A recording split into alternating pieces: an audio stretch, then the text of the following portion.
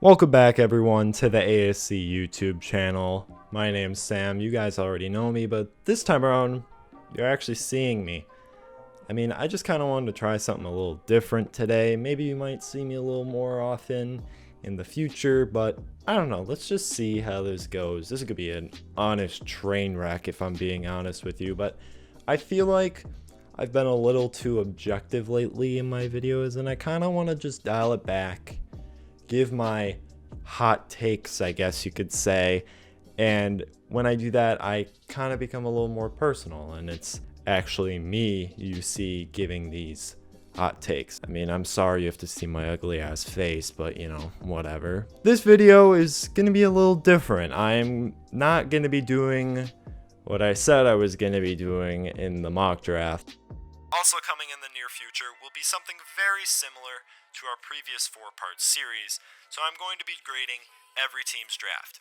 I'm actually not going to be doing the draft grade series because, well,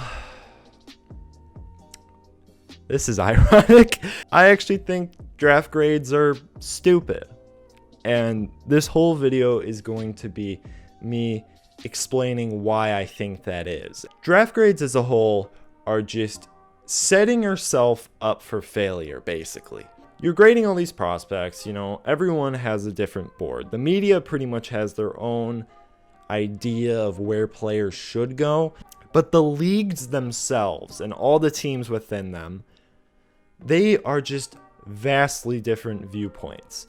Each team has a different scheme, a different general manager that values different skill sets and athletic thresholds and all that sort of thing. But then let's just say a general manager reaches for a player or a prospect. The Seahawks do this all the time with John Schneider, but the media will just completely ram them for reaching for a prospect. But on this team's board, they think that player is worth it. Honestly, if that player works out, who cares? No draft class says that better than the 2012 Seahawks class, where they got Bobby Wagner, Russell Wilson, J.R. Sweezy. They got like 5 great starters in that class, and at the time, that class got absolutely hammered for how apparently bad value it was. That just goes to show how really flawed draft grades are. And yes, I can see the argument that it's more graded based on the value at which you get someone rather than the players themselves. It's more about the now than it is the future. And if these teams can scheme these players or work these players out to their fullest potential, then these picks don't really matter. Personally, I think you need at least about 3 years from a draft to fully evaluate if a player / prospect was worth the pick. We really don't know when these players will break out. In all honesty, some players, once they switch teams after their rookie contract, they do much better with their new team, maybe because they were playing out of position. It all depends on a variety of factors. So I think 3 years is a fair middle ground between labeling someone as a bust, as a alright pick, and as a steal. It was very ironic that I said that I was going to do a draft grade series because, I don't like draft grades. I think they're dumb. And after looking at some for the 2020 NFL draft, it got me thinking, what does it matter? There are so many teams this class that are just getting completely panned for their picks. We really don't know how these players are going to work out. For example, if Jordan Love works out for the Packers, their entire draft class does not matter. If Jordan Love is the sole contributor, who cares who else they picked in the 2020 class? It's the same with Patrick Mahomes in 2017. That Chiefs draft class was not very good after the Mahomes pick. But since Patrick Mahomes was such a great pick, nobody cares what happened after. Do you see what I'm saying here? And the Mahomes pick was even slammed at the time. And I'll be getting to that. And so with all these teams in the 2020 class making some questionable decisions or seeming like they got absolute steals like the Ravens or the Browns, I wanted to take some time and prove to you why I think draft grades are just dumb and why these media outlets are just setting themselves up to look like idiots. Now, I'm not saying that every single grade that these media outlets give is wrong. That's obviously not the case. But what I'm saying here is they're basing their grades off nothing. They have no idea how these players will pan out. They're honestly just throwing darts in a dark room. They have no idea how these guys are going to pan out, and honestly, this is just for clicks. What I decided to do is a little fun. We're going to be looking at Bleacher Report's 2017 NFL and NBA draft grades. Now, I'm not doing MLB or NHL because those guys are in the minors for a while of their early parts of their careers, so we really don't know how those guys will pan out. Those drafts don't get the publicity that the NFL and NBA does, and we already know pretty much how these NFL and NBA players have worked out for the most part. Now, obviously, you get rare occurrences like Bud Dupree, who was just complete ass for the beginning of his career until this past year where he was surrounded by an elite defense. So honestly, I think this is gonna be loads of fun, and it's gonna be really awkward if these grades are actually like on the money. Honestly, if the grades are right, I'm just gonna scrap this video because that would just be embarrassing for me. So let's just get right into it. I'm really excited. Just a note, I have not seen these grades at all. This is my legitimate reaction to what Bleacher Report gave these players, and let's just get right into it. All right, so here's the 2017 NFL draft. So we got Myles Garrett, who went number 1, and he obviously should not have gone number 1 now looking back on it, but at the time, he was very clearly the best player in the class, and I would guess this is an A. It has to be. Yeah, it's an A. All right, Mitchell Trubisky to the Bears. The Bears traded up for Trubisky, and Trubisky at the time was not my favorite quarterback in the class. My favorite quarterback in the class was Deshaun Watson, but Trubisky was number 2. So him getting picked this high was kind of crazy. So, honestly, I have no idea what they're going to give him. Man, hopefully it's like... Oh, it's a D! Should be an F, but this is a negative grade. Honestly, good on you, Bleacher Report. Wow. Okay. So far, so good. This is not looking good for me at all. Shit. Okay, Solomon Thomas. He has not worked out at all in the league. He's been pretty bad. He couldn't play at all in the San Francisco front. So, honestly, this should be an F. But they got the trade down, so maybe it could be a D. What did they give? Oh, my God. Leonard Fournette. Well, as you know, I hate taking running backs in the first round. So, when this pick happened, I hated it. The Jags were trying to trade him on draft weekend. So this pick, even at the time, you should not give this anything higher than a C, in my opinion. There's no way. I know he was a beast at LSU, but it's a running back. Like, you can't grade someone for taking a running back in the top 5 that highly. Fucking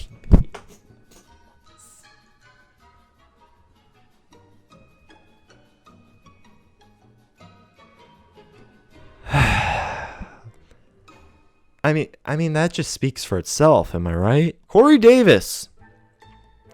Obviously a huge bust, and he has not worked out for Tennessee at all. I'm gonna guess they're giving this an A. Yeah, an A-. Yeah, 4 out of the top 5 players in this draft class didn't have their 5th-year options picked up. The only player that did was Garrett.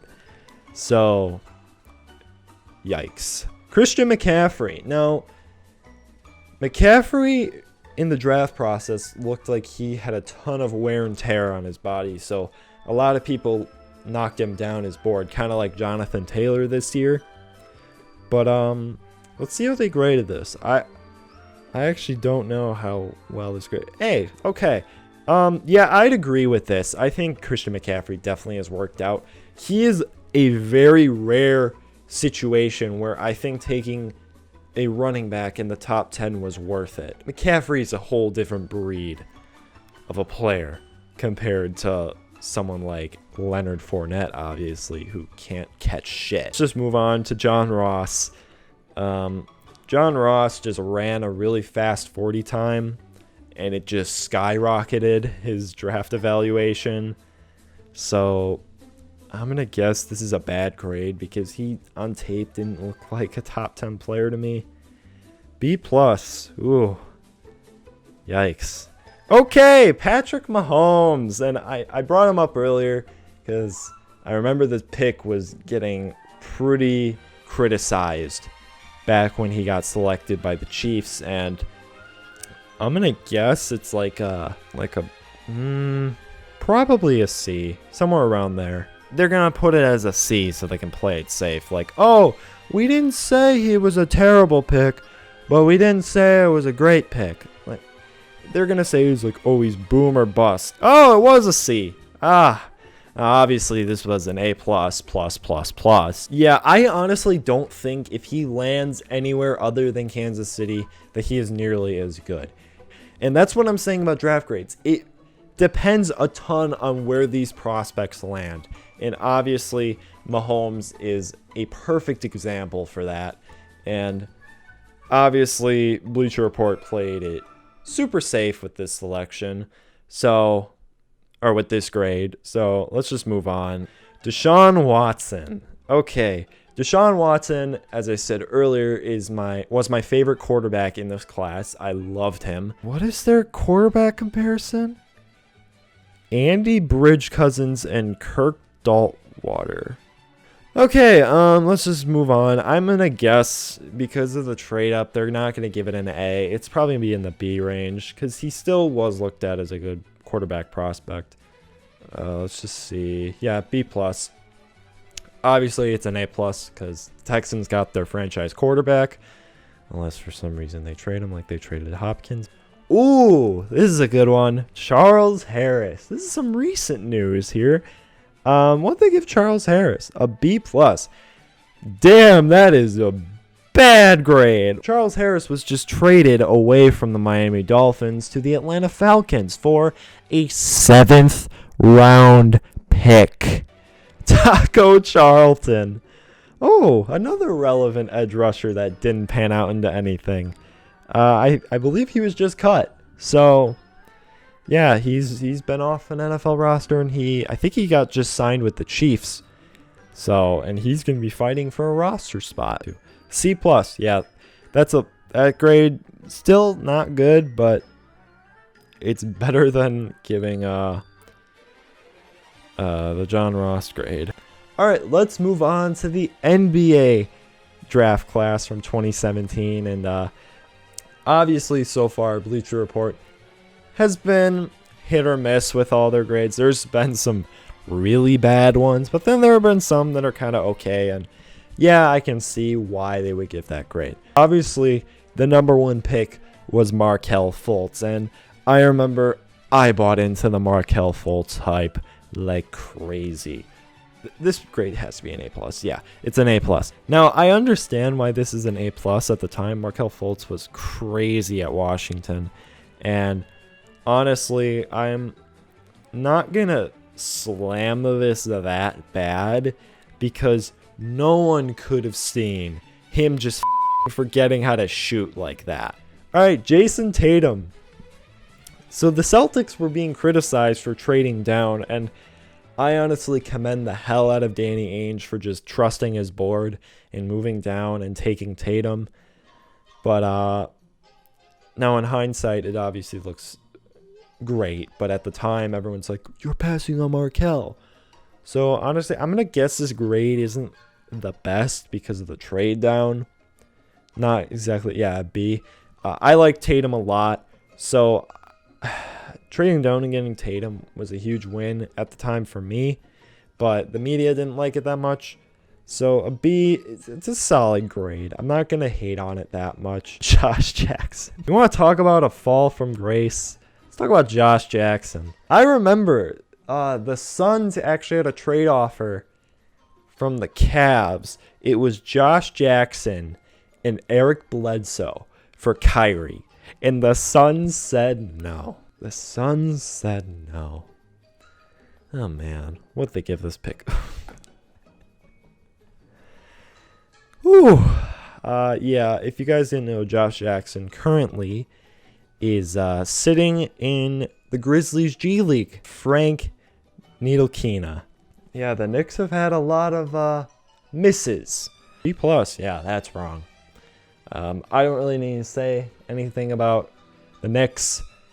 The Knicks explain themselves. They are one of the shittiest franchises in pro sports. All right, this is the pick I really want to talk about. Donovan Mitchell. Now, obviously, Donovan Mitchell now should have gone second overall, if you're thinking back. And some actually would argue that he should go first overall. I think he should go second. I think Tatum is a better player than him. But undisputably, he's number 2. He was looked at as kind of boom or bust. I'm going to guess his grade is kind of in the middle. They're going to pull that same bullshit they did with Patrick Mahomes, where they're like, oh, if he works out, it's an A. But if it doesn't work out, it's obviously an F. So they're going to put it at the C to make it seem like they're playing it safe. C+. Yep. I called it, didn't I? Motherfucker. Okay, I think you guys get the picture. Draft grades, obviously, are a very, very touchy thing. They could either be right on the money, or they just suck entirely. I tend to take the side that they suck entirely. All in all, a really shit idea. And you're setting yourself up to look like a fool later down the road. And I can't say this enough. Every team has a different board. They coach these players differently. And I would guess if some players ended up on different teams, they probably would work out better than they actually did, the actual teams that they got drafted to. And it's vice versa with some of these guys. But what we do know is what actually ended up happening and who actually was a hit and who was a bust. So I can still shit on these grades if I want to. So with all that being said, I hope you guys really enjoyed this video. Let me know if you actually like this style and you want to actually see my ugly ass a little more. Be sure to like the video and subscribe to All Sports Culture on YouTube while you are at it. And follow ASC on Instagram at All Sports Culture. We're nearly about to hit 15K, so please help us get there if you can. My name's been Sam from All Sports Culture, and I'll see you all in the next one.